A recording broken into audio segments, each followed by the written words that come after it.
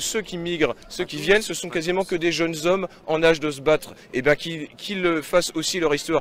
Nous, on a construit notre pays, et justement, on a défendu notre pays. Pour eux, les Français se sont bien battus pour reconquérir leur pays pendant la Seconde Guerre mondiale.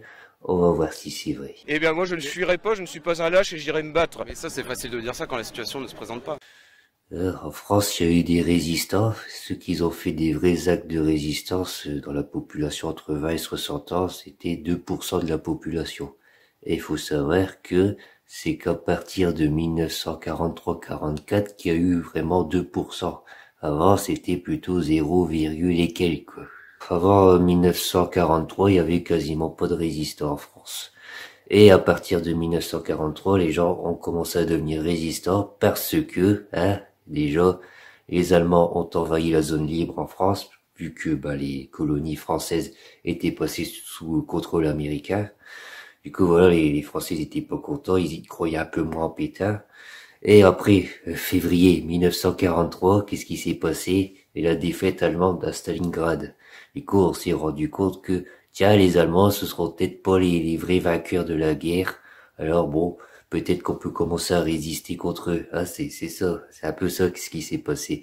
Et il faut savoir que les Allemands, vu qu'ils avaient perdu la guerre à Stalingrad, ils ont obligé les jeunes Français à travailler en Allemagne. Voilà, il y avait un service obligatoire pour les jeunes. Les Américains et les Alliés, ils allaient débarquer bientôt en France parce en 1943, ils avaient réussi à battre les Allemands en Afrique du Nord et ils avaient réussi à débarquer après en Sicile et en Italie. Et de l'autre côté, sur le front de l'Est, les Russes, ils avaient réussi à vaincre l'armée allemande. L'armée allemande était en déroute. Voilà, c'était le mois de août 1943. Les Allemands, ils avaient fait une énorme offensive. Ils avaient mis tous leurs meilleurs chars contre l'armée rouge.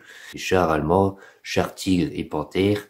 Après le mois d'août 1943, il y en avait quasiment plus. Il faut bien comprendre que les résistants de 1940, 41, 42, il fallait qu'ils fassent vachement gaffe parce que, en réalité, je dis pas que la majorité des Français avaient envie de dénoncer des résistants. Non, mais il y en avait quand même une partie qui, était endoctrinée par les Allemands et qui, pour un résistant, c'était soit un terroriste juif, soit un terroriste communiste. Il y avait l'immense majorité des gens qui étaient neutres. Et on peut vous dire que dans cette immense majorité qui était neutre, il y en avait, ils étaient quand même plutôt pour Pétain et d'autres plutôt pour les résistants. Et dans cette immense majorité de neutres, il y avait aussi pas mal d'antisémites aussi.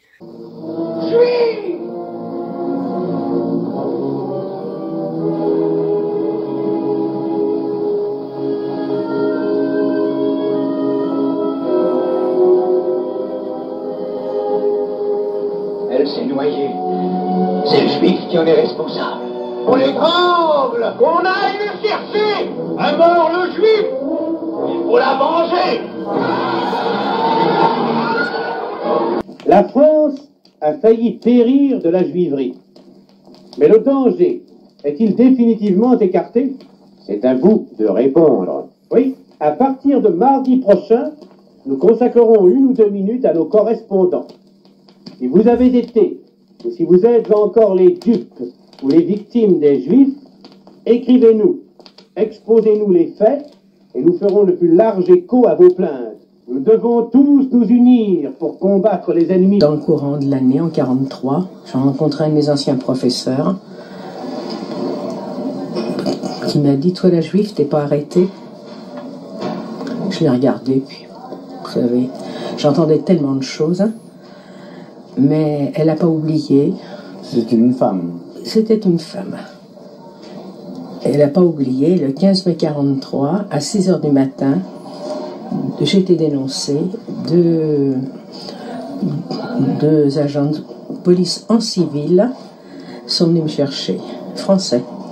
Depuis 4 mois que je suis dans ce camp, j'ai vu un bon nombre d'évasions, si l'on peut appeler ça évasion, facilitées par le capitaine qui commande notre camp. Ayez l'obligeance de faire une enquête avec discrétion en interrogeant les gardes auxiliaires. Monsieur, vous êtes notre dernier espoir, car bientôt les Juifs vont nous commander. Monsieur Henri B. signale que Monsieur Joseph Elkan, 2 rue de l'Oratoire, mandataire au pavillon de la Volaille, doit être juif. Le frère de monsieur Elkan, pianiste au concert L'Amoureux, a dû cesser son travail parce que juif. Si le pianiste Elkan est juif, son frère... Coucou, là je suis obligé de reprendre la vidéo en parlant avec ma voix, parce que le robot YouTube censure ce passage et vous allez savoir pourquoi, à cause de la propagande féministe. Tout le reportage, on peut le voir, on peut le mettre sur YouTube sans problème, sauf ce passage. Vous allez comprendre. Alors, c'est parti. Une habitante de Charente-Maritime ne supporte pas que son mari ait obtenu la garde de ses 2 enfants. Alors, pour se venger, elle écrit à la Gestapo. Et l'ancien époux se voit accusé de tous les maux. Propagande communiste, écoute la radio anglaise, détention d'armes. Il est arrêté et il fera 27 jours de prison avant d'être innocenté. Voilà. À Paris, la commandanture reçoit des lettres de dénonciation pour un homme, pour détention d'armes, encore une fois. Alors les amants réquisitionnent la maison et découvrent un revolver. L'homme est arrêté et il y a un inspecteur de police française qui est mêlé à l'affaire et il décide de prendre en filature l'épouse et pleurer. Et un quart d'heure après l'arrestation de son mari, elle se rend place Clichy où elle retrouve son amant dans un joli café. Et ensuite, elle monte dans une chambre d'hôtel. Voilà ce que là, le robot YouTube ne veut pas que vous entendez.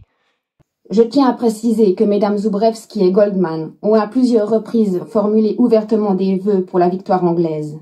Et Madame Goldman a même dit que lorsque cela irait mieux, victoire anglaise, elle ferait du lessivage, renvoi du personnel collaborationniste.